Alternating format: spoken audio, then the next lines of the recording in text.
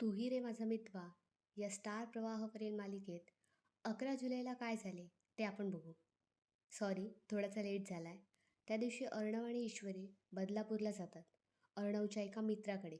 ईश्वरीने जो cloud किचनचा business सुरू केला आहे त्यांना एक्सप्लोअर करायचं असतं. आणि अर्णवचा जो मित्र असतो तो मार्केटिंगमध्ये काहीतरी एक्सपर्ट असतो. सो अर्णव ईश्वरीला तिच्याकडे घेऊन जात असतो.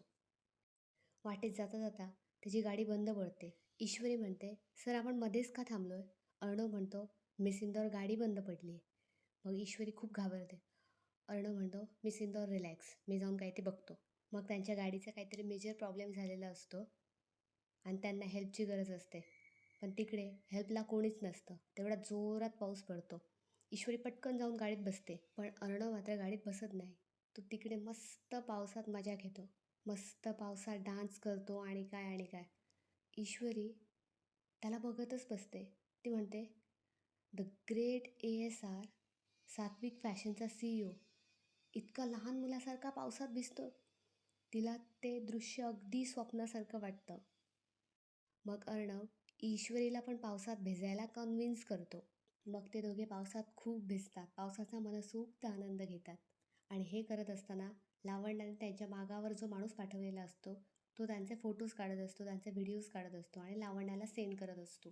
इकडे ईश्वरीचे आणि अर्णवच्या घरचे काळजीत असतात. त्यांना फोन करतात, पण या दोघांना रेंज नसल्यामुळे त्यांचा फोन पण लागत नाही आहे. मग 12 जुलैच्या भागात असं होतं की अर्णव आणि ईश्वरी दोघे पण आसरा शोधत शोधत एका आजीच्या घरी जाऊन पोचतात. आजी त्यांना विचारते, तुम्ही कोण, कुठून आलात? मग हे दोघे जे काही घडलं ते खरं खरं सांगतात. मग आजी त्यांना विचारते, काय पळून मिळून आलात नाहीत ना? मग ईश्वरी सांगते, आजी यांच्यासोबत पळून काय, मी ठरवून सुद्धा लग्न नाही करणार. मग अर्णवला ते थोडं वाईट वाटतं. मग आजी त्यांना आतमध्ये घरात घेऊन जाते, त्यांना कपडे घालायला देते आणि ईश्वरीला सांगते की माझ्याकडे आता काही खायला नाही आहे, तिकडे चुलीकडे सगळं सामान आहे, तू स्वतः करून घे आणि याला पण खायला घाल.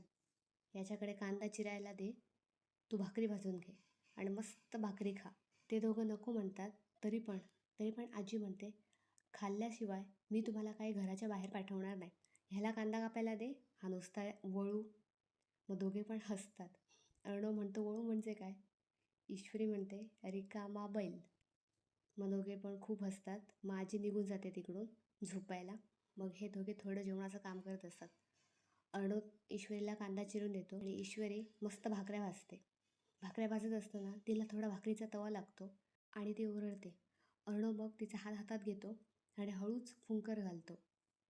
ईश्वरी म्हणते, सर हो किती काळजी करताय? अर्णव म्हणतो, मलाच तुला असंच आयुष्यभर जपायचं आहे. इकडे लावण्य आजीला सगळे फोटोज दाखवते. मग पुढच्या भागात असं होतं की आजी म्हणते, मी आजच काय तो सूक्ष्ममुक्ष लावणार.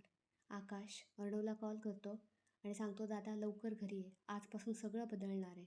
आणि ईश्वरीचे बाबा इकडे म्हणतात की आता पोलिसांना कॉल करायलाच पाहिजे, खूपच उशीर झाला.